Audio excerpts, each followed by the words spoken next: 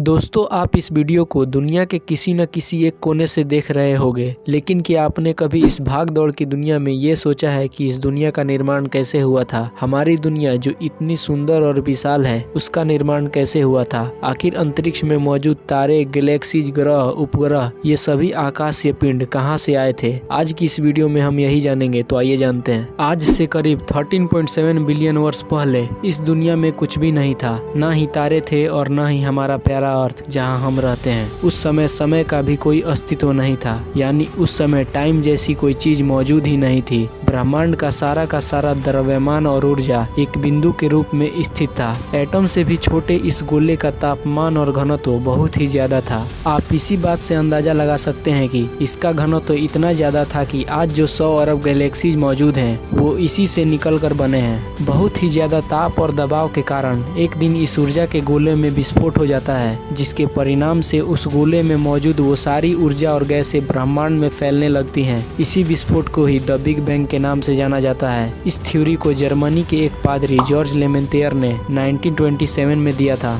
Edwin Hubble नामक एक scientist ने अपने टेलीस्कोप की मदद से ये पता लगाया कि हमारा ब्रह्मांड फैल रहा है, जो इस बात को सिद्ध करता है कि द बिग बैंग थ्योरी सही है। विस्फोट के 1 सेकंड में ही ब्रह्मांड का टेम्परेचर 1 अरब डिग्री सेल्सियस हो गया था। इस विस्फोट से इलेक्ट्रॉन, प्रोटॉन, न्यूट्रॉन जैसे तत्वों का निर्माण हुआ। इतने हाई टेम्परेचर के कारण कोई भी पदार्थ का बनना संभव नहीं था, इसलिए इलेक्ट्रॉन, प्रोटॉन और न्यूट्रॉन जैसे कण मुक्त अवस्था में थे।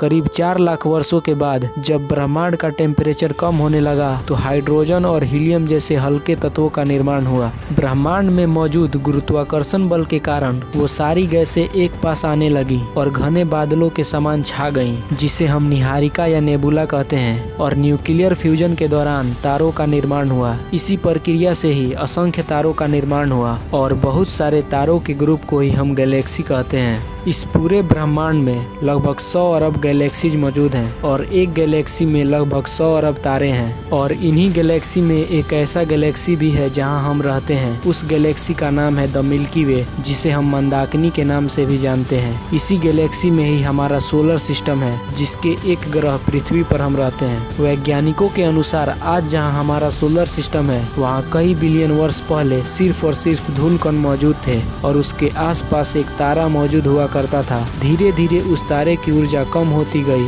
और एक दिन उसके अंदर महाविस्फोट हुआ। विस्फोट से दोनों धूलकण आपस में मिलने लगे और इसी दबाव से बड़े बड़े पत्थरों का निर्माण हुआ, जिसे हम एस्टेरॉयड्स कहते हैं। ग्रेविटेशन के कारण सभी एस्टेरॉयड्स पास आने लगे और बहुत ज्यादा ताप और दबाव के कारण एक बार फिर इनमें विस्फोट हुआ। इसी विस्फोट से ही हमारे सूरज का जन्म हुआ। ग्रेविटेशनल फोर्स के कारण अंतरिक्ष में मौजूद एस्टेरॉयड सूर्य का चक्कर लगाने लगे। धीरे धीरे इन एस्टेरॉयड्स में भारी टकराव हुआ। इन टकराव से ही मर्क्यूरी, अर्थ, मार्स जैसे ग्रहों का निर्माण हुआ। वैज्ञानिकों के अनुसार उस समय अर्थ और मार्स के बीच थिया नाम का एक ग्रह सूर्य का चक्कर लगाया करता था। पृथ्वी पर ग्रेविटेशनल फोर्स होने के कारण अब एस्टेरॉयड्स सूर्य को छोड़कर पृथ्वी का चक्कर लगाने लगे और कई करोड़ों वर्षों तक ये उल्कापिंड पृथ्वी पर गिरती रही। ऐसी ही घटना हमारे पड़ोसी ग्रह थिया पर भी हो रही थी। धीरे धीरे ये ग्रह पृथ्वी के पास आने लगी और एक दिन पृथ्वी से टकरा गई। इस भयंकर टकराव से पृथ्वी के कण अंतरिक्ष में फैल गए और पृथ्वी का चक्कर लगाने लगे। धीरे धीरे इन कणों में टकराव हुआ और इन्हीं छोटे छोटे कणों से मिलकर पृथ्वी का एकमात्र उपग्रह चांद का निर्माण हुआ। इस वीडियो को देखने के बाद आपको पता चल गया होगा कि हमारा ब्रह्मांड जो इतना विशाल है, उसका निर्माण कैसे हुआ था। दोस्तों, आपको ये वीडियो अच्छी लगी हो तो वीडियो को लाइक करके चैनल को सब्सक्राइब कर लीजिएगा। मिलेंगे नेक्स्ट वीडियो में, तब तक के लिए जय हिंद, वंदे मातरम।